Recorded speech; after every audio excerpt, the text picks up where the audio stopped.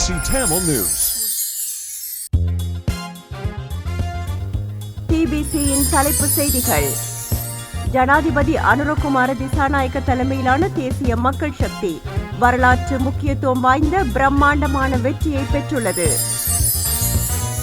கொழும்பு மாவட்டத்தில் போட்டியிட்ட பிரதமர் கலாநிதி ஹரிணி அமரசூரிய 6,55,289 விருப்பு வாக்குகளை பெற்று கொழும்பு மாவட்டத்தில் முதலிடம் பெற்றுள்ளார். தேசிய பட்டியலூடாக நாடாளுமன்றம் செல்ல மாட்டேன் என முன்னாள் நாடாளுமன்ற உறுப்பினர் MA சுமந்திரன் தெரிவித்துள்ளார்.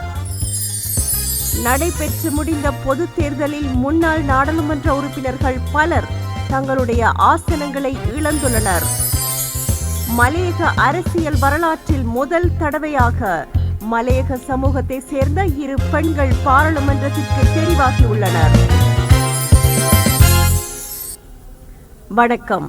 TBCயின் மாலை தமிழ் செய்திகள். இனி விரிவான செய்திகளை பார்ப்போம். இலங்கை பாராளுமன்ற தேர்தலில் ஜனாதிபதி அனுரகுமார திசாநாயக்க தலைமையிலான தேசிய மக்கள் சக்தி வரலாற்று முக்கியத்துவம் வாய்ந்த பிரம்மாண்டமான வெற்றியை பெற்றுள்ளது. தேசிய மக்கள் சக்தியின் இந்த வெற்றி விகிதாசார பிரதிநிதித்துவ தேர்தல் முறையின் கீழ் முதல் தடவையாக ஒரு கட்சி 3/2 பெரும்பான்மைக்கும் அதிகமான வாக்குகளை பெற்றிருக்கிறது என்பது குறிப்பிடத்தக்கது. தேசிய மக்கள் சக்தி 68 லட்சத்திற்கும் அதிகமான வாக்குகளை பெற்று 141 ஆசனங்களை கைப்பற்றியது.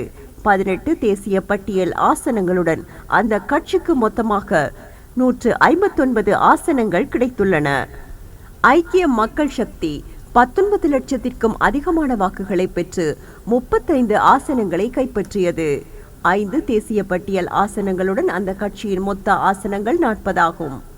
இலங்கை தமிழரசு கட்சி 2,57,000த்திற்கும் கூடுதலான வாக்குகளை பெற்று 7 ஆசனங்களை கைப்பற்றியது. ஒரு தேசிய பட்டியல் ஆசனத்துடன் தமிழரசு கட்சி 8 ஆசனங்களை பெற்றுள்ளது. முன்னாள் ஜனாதிபதி ரணில் விக்ரமசிங்கவின் ஆதரவாளர்களின் புதிய ஜனநாயக முன்னணி 5 லட்சத்திற்கும் அதிகமான வாக்குகளுடன் 3 ஆசனங்களை பெற்றுள்ளது. அதற்கு 2 தேசிய பட்டியல் ஆசனங்கள் கிடைத்துள்ளன. ராஜபக்ஷக்களின் ஸ்ரீலங்கா பொதுஜன பெரமுனவுக்கும் 3,50,000த்திற்கும் அதிகமான வாக்குகள் கிடைத்தன. அதற்கு ஒரு தேசிய பட்டியல் ஆசனமும் கிடைத்துள்ளது. ஸ்ரீலங்கா முஸ்லிம் காங்கிரஸ் 87,000த்திற்கும் அதிகமான வாக்குகளுடன் 2 ஆசனங்களை பெற்றது. அதற்கு ஒரு தேசிய பட்டியல் ஆசனம் கிடைத்துள்ளது. பல ஊடக நிறுவனங்களின் உரிமையாளரான திலீப் ஜெயவீரவின் சர்வஜன சக்திக்கு 1,78,000 வாக்குகள் கிடைத்துள்ளன. அதற்கு ஒரே ஒரு தேசிய பட்டியல் ஆசனம் மாத்திரமே கிடைத்தது. ஐக்கிய தேசிய கட்சி 66,000த்திற்கும் அதிகமான வாக்குகளுடன் ஒரு ஆசனத்தை பெற்றது. அதற்கு ஒரு ஆசனம் மாத்திரம் கிடைத்தது. நுவரெலியா மாவட்டத்தில் இலங்கை தொழிலாளர் காங்கிரசின் பொதுச் செயலாளர் ஜீவன் தொண்டமானே அந்த ஒரே ஒரு உறுப்பினர் ஆவார். ஜனநாயக தமிழ் தேசிய கூட்டணி 65,000த்திற்கும் அதிகமான வாக்குகளுடன் ஒரு ஆசனம் மாத்திரமே பெற்றது. வன்னி மாவட்டத்தில் தெரிவான செல்வம் அடைக்கலநாதனே அந்த உறுப்பினர். அகில இலங்கை தமிழ் காங்கிரஸ் 39,000த்திற்கும் அதிகமான வாக்குகளுடன் ஒரே ஒரு ஆசனத்தை பெற்றது. யாழ் மாவட்டத்தில் தெரிவான கஜேந்திரகுமார் பொன்னம்பலமே அந்த உறுப்பினர். முன்னாள் அமைச்சர் ரிஷாட் பதூதீன் தலைமையிலான அகில இலங்கை மக்கள் காங்கிரஸ் 33,000த்திற்கும் அதிகமான வாக்குகளுடன் ஒரு ஆசனத்தை பெற்றுக்கொண்டது.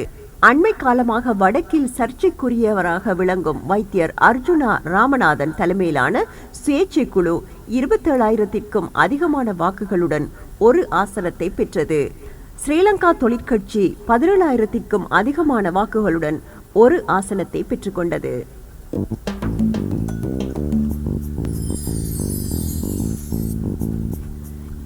இரண்டாயிரத்து 24ஆம் ஆண்டு பாராளுமன்ற தேர்தலில் தேசிய மக்கள் சக்தியிலிருந்து கொழும்பு மாவட்டத்தில் போட்டியிட்ட பிரதமர் கலாநிதி ஹரிணி அமரசூரிய 6,55,289 விருப்பு வாக்குகளை பெற்று கொழும்பு மாவட்டத்தில் முதலிடம் பெற்றுள்ளார். இந்த எண்ணிக்கையான வாக்குகள் இலங்கையின் பாராளுமன்ற தேர்தல் வரலாற்றில் ஒரு வேட்பாளர் பெற்ற அதிகூடிய வாக்குகளாக இடம்பெற்றுள்ளது. இதற்கு முன்னர் அதிக விருப்பு வாக்குகளை மஹிந்த ராஜபக்ஷ பெற்றிருந்தார். அவர் 2020ஆம் ஆண்டு பாராளுமன்ற தேர்தலில் குருநாகல் மாவட்டத்தில் போட்டியிட்டு 5,27,364 வாக்குகளை பெற்றுக்கொண்டார். இந்த நிலையில் பிரதமர் கலாநிதி ஹரிணி அமரசூரிய அதனை முறியடித்து 6 லட்சத்திற்கும் அதிக அளவிலான விருப்பு வாக்குகளை பெற்றுள்ளமை குறிப்பிடத்தக்கது.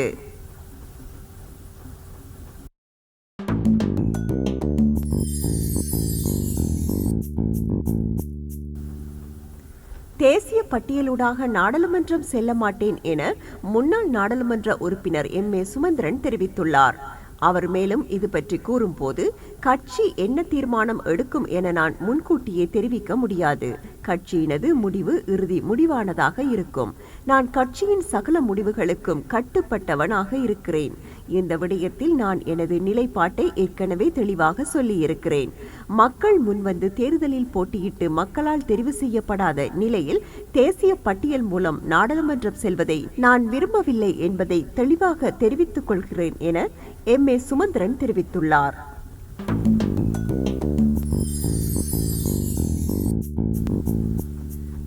தமிழ் அரசியல்வாதிகளில் தோல்வி அடைந்தவர்களில் முக்கியமானவர் ஜனாதிபதி சட்டத்தரணி எம்.ஏ. சுமந்திரன். அவருக்கு 15,000க்கும் சற்று அதிகமான விருப்பு வாக்குகளே கிடைத்தன. யாழ்ப்பாண மாவட்டத்தில் தெரிவான ஒரே ஒரு தமிழரசு கட்சியின் உறுப்பினர் சிவஞானம் ஸ்ரீதரன். அவருக்கு 32,000க்கும் அதிகமான விருப்பு வாக்குகள் கிடைத்தன. இந்த பாராளுமன்ற தேர்தலில் தேசிய மக்கள் சக்தியில் அலை நாடு பூராவும் வீசியுள்ளது. குறிப்பாக வடக்கு கிழக்கில் உள்ள 5 தேர்தல் மாவட்டங்களில் 28 ஆசனங்களில் 12 ஆசனங்களை தேசிய மக்கள் சக்தி கைப்பற்றியுள்ளது.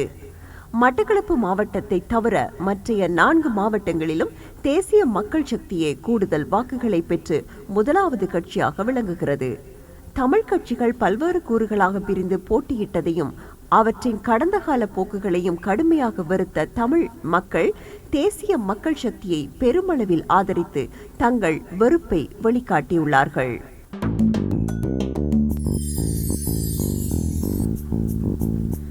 நடைபெற்று முடிந்த பொது தேர்தலில் முன்னாள் நாடாளுமன்ற உறுப்பினர்கள் பலர் தங்களுடைய ஆசனங்களை இழந்துள்ளனர். இதன்படி இலங்கை தமிழரசு கட்சியின் நாடாளுமன்ற உறுப்பினர் எம்.ஏ. சுமந்திரன் யாழ்ப்பாணத்தில் தோல்வியடைந்துள்ளார். பிளாட் இயக்கத்தின் தலைவர் தர்மலிங்கம் சித்தார்த்தன் யாழ்ப்பாண மாவட்டத்தில் தோல்வியடைந்துள்ளார். அத்துடன் கடந்த 2020ஆம் ஆண்டு பொது தேர்தலில் யாழ்ப்பாணத்தில் அதிகப்படியான வாக்குகளை பெற்ற அங்கஜன் ராமநாதன் இம்முறை தோல்வியடைந்துள்ளார். கடந்த முறை தேசிய பட்டியல் ஊடாக நாடாளுமன்றத்திற்கு தெரிவாகியிருந்த அகில இலங்கை தமிழ் காங்கிரசின் உறுப்பினர் செல்வராசா கஜேந்திரன் இம்முறை தேர்தலில் தோல்வியடைந்தார். இபிடிபியின் தலைவர் டக்ளஸ் தேவானந்தா இம்முறை பொது தேர்தலில் தோல்வியுற்றதுடன் அவர் முதன்முறையாக நாடாளுமன்றத்திற்கு தெரிவாக தவறியுள்ளார். வன்னி மாவட்டத்தில் கடந்த தடவை இபிடிபி சார்பாக நாடாளுமன்றத்திற்கு தெரிவான குலசிங்கம் திலீபன் இம்முறை தேர்தலில் தோல்வியுற்றுள்ளார். மட்டக்களப்பு மாவட்டத்தில் தமிழ் மக்கள் விடுதலை புலிகள் கட்சியின் சார்பாக கடந்த தடவை நாடாளுமன்றத்திற்கு தெரிவான பிள்ளையான் என அறியப்படும் சிவநேசத்துறை சந்திரகாந்தன் இம்முறை தேர்தலில் தோல்வியுற்றுள்ளார். அத்துடன் தமிழரசு கட்சியில் போட்டியிட்டு கடந்த முறை நாடாளுமன்ற உறுப்பினராக தெரிவாகி இம்முறை ஜனநாயக தமிழ் தேசிய கூட்டணியில் மட்டக்களப்பில் போட்டியிட்ட கோவிந்தம் கருணாகரன் தோல்வியடைந்துள்ளார். பதுளை மாவட்டத்தில் ஐக்கிய மக்கள் சக்தியின் சார்பில் கடந்த முறை பொது தேர்தலில் போட்டியிட்டு வெற்றி பெற்ற அருணாச்சலம் அரவிந்தகுமார் மற்றும் வடிவேல் சுரேஷ் ஆகியோர் இம்முறை தேர்தலில் தோல்வியடைந்தனர்.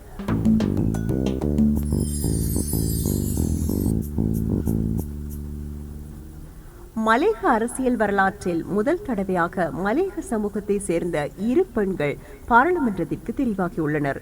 தேசிய மக்கள் சக்தியின் நுவரெலியா மாவட்ட வேட்பாளரான கலைச்செல்வி 33,346 விருப்பு வாக்குகளை பெற்று வெற்றி பெற்றுள்ள அதேவேளை பதுளை மாவட்டத்தில் தேசிய மக்கள் சக்தியின் வேட்பாளர் அம்பிகா சாமுவேல் 58,201 வாக்குகளை பெற்று வெற்றியடைந்துள்ளார். 1977ஆம் ஆண்டு முதல் மலேக பிரதிநிதித்துவத்தை பெற்ற மலேக சமூகம் கடந்த 47 வருடங்களில் பெற்ற முதலாவது பெண் பிரதிநிதித்துவம் இது என்பது முக்கிய விடயமாகும். இத்துடன் டிபிசியின் தமிழ் மாலை செய்திகள் நிறைவடைகின்றன. எமது அடுத்த செய்திகளை நாளை எதிர்பாருங்கள். வணக்கம்.